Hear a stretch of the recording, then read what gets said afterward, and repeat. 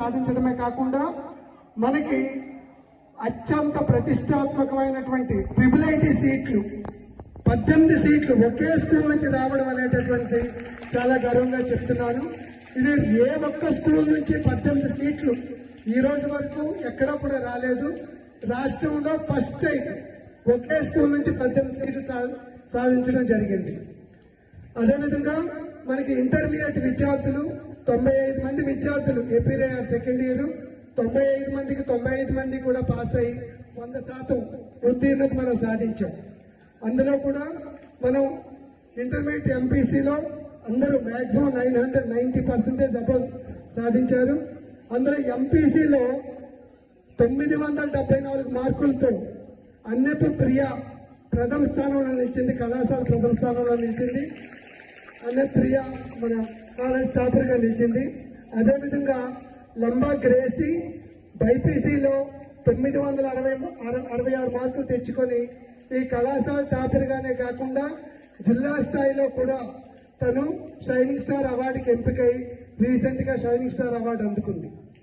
అదేవిధంగా మనకి దుంగ Josna intermediate CEC student తను 967 మార్కులతో కేవలం మన కళాశాల స్థాయే కాకుండా జిల్లా స్థాయే కాకుండా రాష్ట్ర స్థాయిలో స్టేట్ నెంబర్ 1 ర్యాంక్ తను అచీవ్ చేసింది సిఈసి విభాగంలో.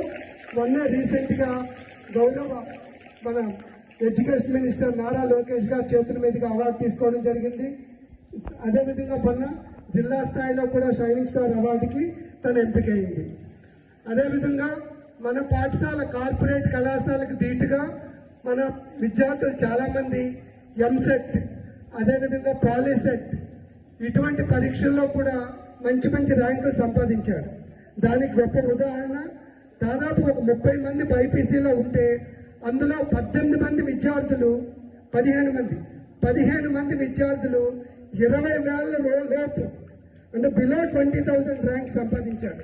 అంటే ఈరోజు కార్పొరేట్ కళాశాలలో మనం లక్షలు ఫీజు కట్టుకున్న ఆ ర్యాంకు తెచ్చుకోలేకపోతున్నాం. కానీ మన పాఠశాల నుంచి 15 మంది విద్యార్థులు 20,000 లోపు ర్యాంక్ తెచ్చుకొని ఈరోజు మంచి ప్రొఫెషనల్ కాలేజెస్కి వెళ్ళబోతూ ఉన్నారు. ఎన్ఎంఎంఎస్లో మన పాఠశాల నుంచి 12 మంది విద్యార్థులు ప్రొవిజనల్గా సెలెక్ట్ అయ్యారు. ఈ 12 మంది 8వ తరగతి విద్యార్థులకి రాబోయే 4 సంవత్సరాలు కూడా గవర్నమెంట్ 12,000 రూపాయలు చొప్పున స్కాలర్షిప్ ఇస్తుంది. అది 9th class 10th intermediate first year second year వీటన్నిటికీ ప్రతి విద్యార్థికి కూడా 12,000 రూపాయల స్కాలర్షిప్ అనేటటువంటిది ఇవ్వడం జరుగుతూ ఉంది. ఇది కేవలం రాష్ట్ర స్థాయి ఎగ్జామ్ కాదు, ఇది నేషనల్ లెవెల్ ఎగ్జామ్ ఎన్ఎంఎంఎస్ అనేటటువంటి. అదేవిధంగా మనకి ఈఎంటీ ఎగ్జామ్ అనేటటువంటి జరుగుతుంది.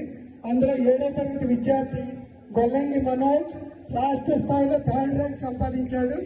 ఇది కూడా మనకి గొప్ప అచీవ్మెంట్ అని చెప్పుకోవచ్చు. ఇదే విధంగా మనకి ఒక్క విద్యలోనే కాకుండా ఆటల్లో కూడా మనం చాలా ఉన్నత స్థానంలో మనం ఉన్నాం. ఇది మన పక్క విద్యా ప్రగతి. అదేవిధంగా ఈరోజు ప్రతి ఒక్కరు మనం చూస్తూ ఉన్నాం ప్రభుత్వ పాఠశాలలు ఎంత పటిష్టంగా తయారవుతున్నాయని చెప్పడానికి గొప్ప ఉదాహరణ ఏంటంటే ఈరోజు ప్రైవేట్ పాఠశాల నుంచి 1,00,000 మందికి పైగా విద్యార్థులు ప్రైవేట్ పాఠశాల నుంచి ప్రభుత్వ పాఠశాలలో జాయిన్ అయ్యారు. ఇది చెప్పడానికి నేను చాలా గర్వపడుతూ ఉన్నాను, ఎందుకంటే ప్రభుత్వ పాఠశాల ఉపాధ్యాయులుగా ప్రిన్సిపల్గా.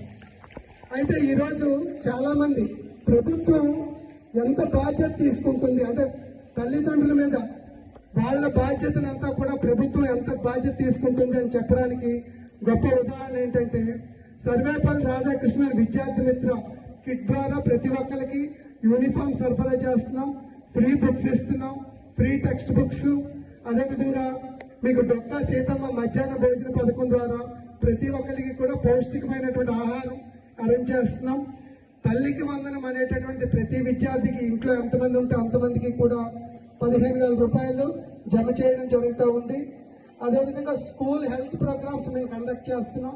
విద్యార్థి యొక్క ఆరోగ్య స్థితిని చూసుకోవడానికి ఎప్పటికప్పుడు మెడికల్ టెస్ట్ నిర్వహించడం, వాళ్ళకి ఐ టెస్టులు నిర్వహించడం అవన్నీ కూడా చేస్తూ ఉన్నాం. అదేవిధంగా ఈ మధ్య లీప్ యాప్ అనేటటువంటి ప్రవేశపెట్టడం జరిగింది.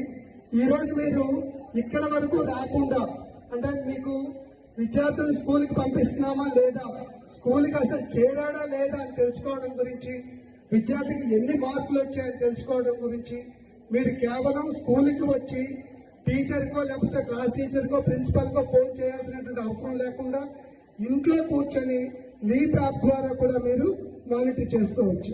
అందువల్ల ప్రతి ఒక్కరికి లీప్ యాప్ అనేటటువంటి డౌన్లోడ్ చేసుకోమని చెప్పడం జరిగింది.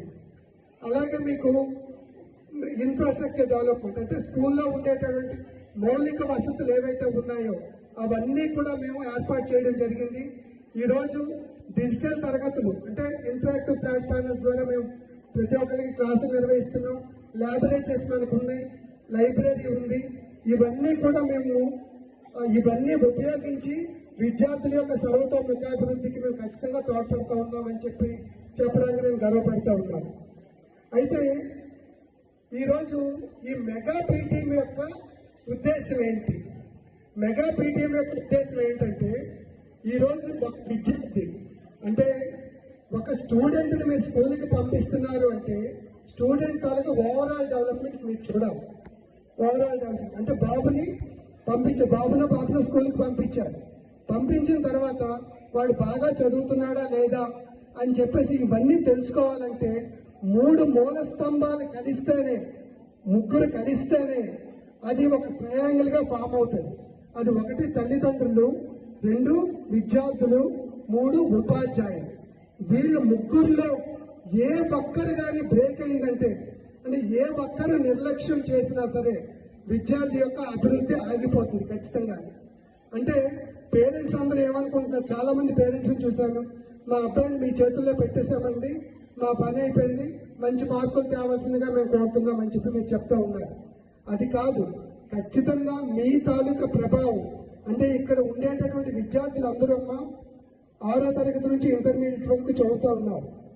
6 నుంచి ఇంటర్మీడియట్ వరకు చదువుతుంటే విద్యార్థులందరినీ టీనేజ్ గ్రూప్ పిల్లలు అంటాం. వీళ్ళందరినీ టీనేజ్ గ్రూప్. ఇక్కడ పరీక్షల్లో చదివే కన్నా వాళ్ళు తల్లిదండ్రుల్ని, ఉపాధ్యాయుల్ని వాళ్ళు చూసి నేర్చుకుంటారు చాలా వరకు.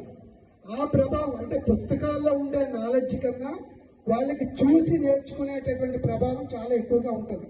అంటే ఇక్కడ ఉపాధ్యాయుల యొక్క ప్రవర్తన ప్రభావం విద్యార్థుల మీద చాలా ఎక్కువగా ఉంటుంది. ఇంటి దగ్గర మీరు ప్రవర్తించే తీరు విద్యార్థుల మీద చాలా ఎక్కువగా ఉంటుంది. అదొక్కటి మీ తల్లిదండ్రులకి నా విజ్ఞప్తి ఏంటంటే, ఈరోజు చాలా మంది అంటే ఎవరిని నేను వ్యక్తిగతంగా నేను చెప్పట్లేదు, కానీ మీరు ఇంట్లో ప్రవర్తించే విధానం చాలా వరకు విద్యార్థుల యొక్క జీవితాన్ని ప్రభావితం చేస్తుంది. అంటే ఒక తల్లి కానీ తండ్రి కానీ, ఒక తండ్రి ఒక చెడు అలవాట్లు ఉన్నాయనుకోండి, ఒక తాగే అలవాటుని అక్కడ ఆ తల్లిని హింసించడం ఏదైనా ఇంట్లో చూస్తే తండ్రి ఒక సిగరెట్ తాగడం కానీ, ఒక మందు తాగడం కానీ, ఏ చెడు అలవాటు చూస్తే ఆ ప్రభావం విద్యార్థి మీద పూర్తిగా పడుతుంది, ఖచ్చితంగా పడుతుంది. అది దాన్ని మీరు ఏ ఒక్కరు కూడా దాన్ని అంటే అతన్ని అక్కడి నుంచి తప్పించలేరు. ఎందుకంటే మీకే ఒక చెడు అలవాటు ఉంటే, మీరే ఒక తాగే అలవాటు ఉంది, మీరే ఒక సిగరెట్లు తాగే అలవాటు ఉంటే, మీరు ఒక మీ తాలూకు కొడుకో కూతురుకో నాయన ఈ పని చేయొద్దు అని చెప్పే హక్కు మీకు ఉంటుందో చెప్పండి? మీకుంటుందా ఆ హక్కు? ఆ హక్కు ఉండదు. మనమే చెడుదారిలో ఉంటే పిల్లలకి మంచిదారి ఎలాగా మరి చెప్తాం. మీరే ఇంటికి వెళ్ళిన తర్వాత ఆ టీవీలో మొబైల్ మీరే చూసుకొని మొబైల్కి అడిక్ట్ అయిపోయి తర్వాత ఏమో టీవీలు వేసుకొని సీరియల్ చూసుకొని ఉండి నాయన నువ్వు మొబైల్ చూడొద్దు అని చెప్పే హక్కు మనకు ఎక్కడుంటుంది చెప్పండి? మనం ఇంటికి వెళ్ళగానే టీవీలు వేసుకుని సీరియల్స్ పెట్టేసుకుంటూ ఉంటాం.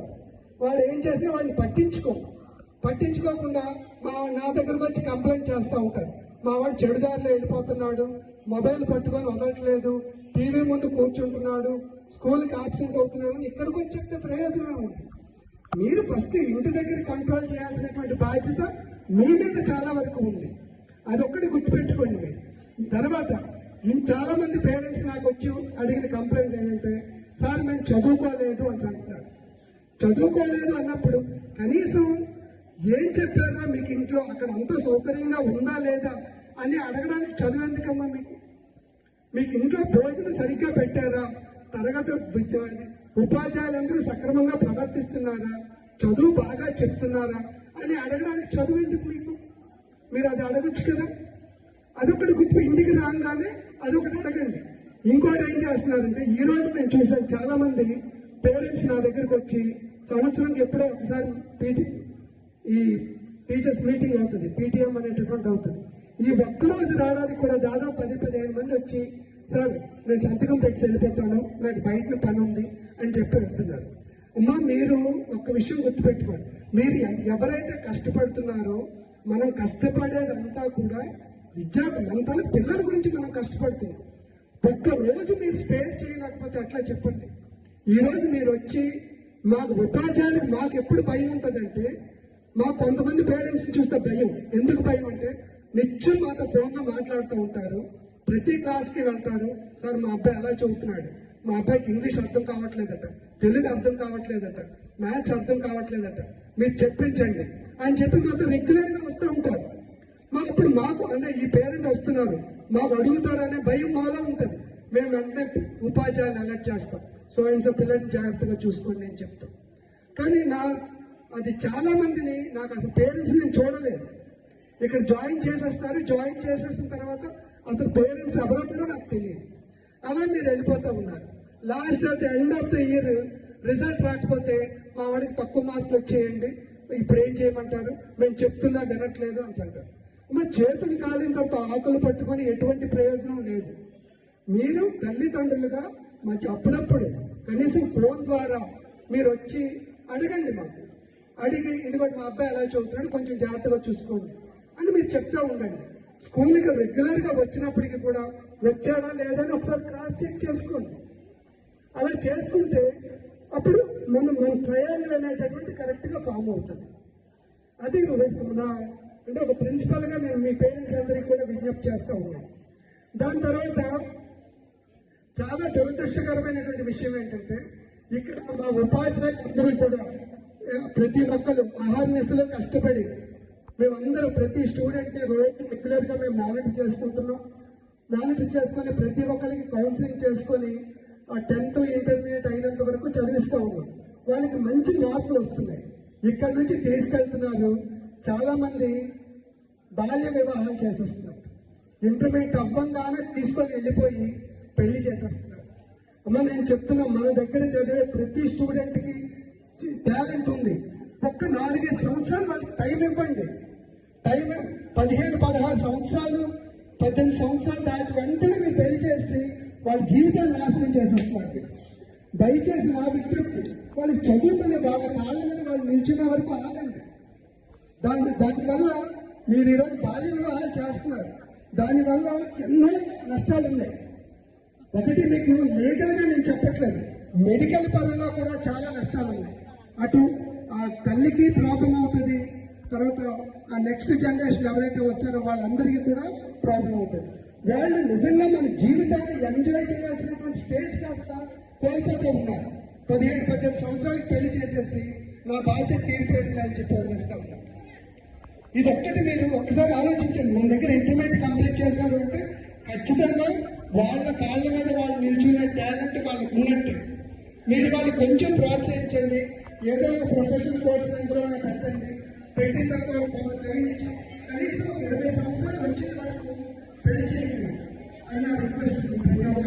అయితే దీని మీద చాలా కాంట్రవర్సీ ఉంది. చాలా దగ్గర ఏంటంటే, మా బాధ్యత మా ఇంట్లో మా నాన్న అంటే ఎవరో అవసరం దశలో ఉన్నారు, పెళ్లి చూడడం అనుకుంటున్నారు అని చెప్పి రకరకాలుగా చెప్తూ ఉన్నారు.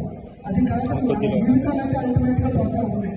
అదొక్కటే ఆలోచించుకొని మీరు ఈ బాల్య వివాహాలు అనేటటువంటి దానికి కొంచెం దూరంగా ఉంటారని చెప్పి కోరుకుంటూ ఉన్నాం. తర్వాత ఈరోజు స్టూడెంట్స్ చాలా ఎక్కువగా ఇంత పాఠాలు మేము చెప్పినప్పటికీ, తెల్లవారి కాపాడుతున్నప్పటికీ కూడా ఎక్కువగా చెడు అలవాట్లకు లోనవుతున్నారు. చెడు అలవాట్లు అంటే ఆ డ్రగ్స్కి అలవాటు పడిపోతూ ఉన్నారు. ఈరోజు మనం ఇక్కడ వరకు కాపాడగలుగుతున్నాం, కానీ రేపొద్దున ఏ ఇంజనీరింగ్ కాలేజెస్కి కానీ ఎక్కడికైనా పంపిస్తే వాళ్ళు ఇమ్మీడియట్గా డ్రగ్స్కి వాటికి అట్రాక్ట్ అయిపోతూ ఉన్నారు. సో దాని గురించి కూడా మేము డ్రగ్ అబ్యూస్ ప్రోగ్రామ్స్ కండక్ట్ చేస్తూ ఉన్నాం. మీరు కూడా దయచేసి ఇంట్లో చెప్పండి వాళ్ళకి, దాంట్లో ఉండేటటువంటి ప్రాబ్లమ్స్ ఏంటి అని చెప్పేసి అవన్నీ కూడా మీరు తెలియజేస్తే బాగుంటుందని చెప్పి కోరుకుంటా ఉన్నాను. ఎందుకంటే అది ముఖ్యంగా ఈ రోజు ఇక్కడ ఉండేటటువంటి దాదాపు 700 మంది పిల్లలు కూర్చున్నారు. ఆ పిల్లలు తప్పు చేస్తున్నారు అంటే నేను చెప్తున్నానమ్మా, అది పిల్లల తప్పు కాదు. ఇది పూర్తిగా అటు మాది ఉపాధ్యాయులైనా అయి ఉంటది, లేదా పేరెంట్స్ గా మీదైనా అయి ఉంటది. ఎట్టి పరిస్థితుల్లో కూడా అది స్టూడెంట్స్ కానే కాదు. వాళ్ళు చేస్తుంది కేవలం పొరపాటు మాత్రమే. దయచేసి ఇది ఒక్కటి గమనించవలసిందిగా కోరుతున్నాను. అలాగే మీకు ఈ మొబైల్ అడిక్షన్ ఈ రోజుల్లో అన్నిటికన్నా చాలా ఎక్కువ ప్రాబ్లం మనం ఫేస్ చేసేది ఈ మొబైల్. సో దీని నుంచి విద్యార్థులందరికీ మేము రెగ్యులర్ గా మేము క్లాసెస్ తీసుకుంటా ఉన్నాం. మొబైల్ కి దూరంగా ఉండమని చెప్తా ఉన్నాము. సో దయచేసి మీరు కూడా ఇంట్లో అవేర్ చేయండి. అదేవిధంగా మరి చాలా మంది అడుగుతున్నారు, సార్ మీరు ఆన్లైన్ క్లాసెస్ చెప్తున్నారు కదా అని చెప్పేసి. అది మాకు తప్పదు. మాకు ఉండే టైం చాలా తక్కువ టైం మాకు. అందువల్ల కొంతమందికి ఆన్లైన్ లో క్లాసెస్ ఇవ్వాల్సి వస్తుంది. కాబట్టి మీరు అంటే పిల్లాడికి మొబైల్ ఇచ్చినప్పుడు కొంచెం మీరు కూడా దగ్గరుండి చూడండి ఏం చూస్తున్నాడు ఏంటి అనేది. లేదా మీరు కన్సర్న్ టీచర్కి కానీ అప్రోచ్ అయినట్టయితే ఆ టీచర్ చెప్తారు మీకు, ఈ టైంలో మేము వర్క్ ఇస్తున్నాం, ఈ వర్క్ ఇస్తున్నాం అని చెప్పేసి. అదొకటి మీరు గమనించండి ప్రతి ఒక్కరికి కూడా. అదొకటి గమనించినట్టయితే వాళ్ళు మొబైల్ నుంచి దూరంగా పెట్టి, ఈ డ్రగ్స్ నుంచి వాటి నుంచి దూరంగా పెట్టి, వాళ్ళకి బాల్య వివాహాలు ఏవైతే ఉన్నాయో వాటి నుంచి కూడా మీరు దూరంగా పెట్టినట్టయితే ఖచ్చితంగా ఎక్కడికి వెళ్ళిపోతాడమ్మా. ఇప్పుడు డెవలప్ అయిన వాళ్ళందరూ కూడా కొమ్ములేం లేవు కదా, వాళ్ళే ఇక్కడి నుంచి అయిన వాళ్ళే కదా. వాళ్ళకి ఇప్పుడు ఎవరైతే మంచి మంచి ర్యాంకులు సంపాదించి మంచి ఉన్నత స్థానంలో ఉన్నారో వాళ్ళకి కొమ్ములు లేవు. వాళ్ళు ఇటువంటి పిల్లలే. కేవలం వాళ్ళ తల్లిదండ్రులు చేసిన కృషి నుంచే వాళ్ళు అభివృద్ధి చెందారు. కాబట్టి ఫైనల్ గా నా రిక్వెస్ట్, మీరందరూ కూడా మాకు సహకరించండి. తల్లిదండ్రులుగా మీరు మీ తాలూకు డ్యూటీ మీరు పూర్తి చేయండి.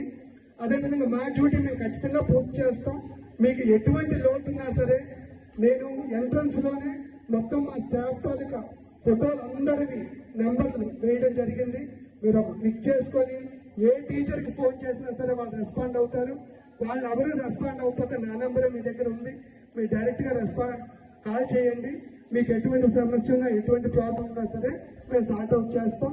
అల్టిమేట్ గా మీకు కావాల్సింది మాకు కావాల్సింది ఒకటే గోల్, పిల్లల డెవలప్మెంట్. సో దానికి మీరందరూ సహకరిస్తారని చెప్పి కోరుకుంటూ, మరి ఈ అంటే మేము అనుకున్న దానికంటే అనూహ్యంగా చాలా మంది ఎక్కువగా వచ్చారు. ఎవరైతే వాళ్ళ యొక్క అమూల్యమైనటువంటి టైం స్పేర్ చేసుకుని వచ్చారో వాళ్ళందరికీ మనస్ఫూర్తిగా ధన్యవాదాలు తెలియజేసుకుంటూ విరమించుకుంటాం. Thank you very much.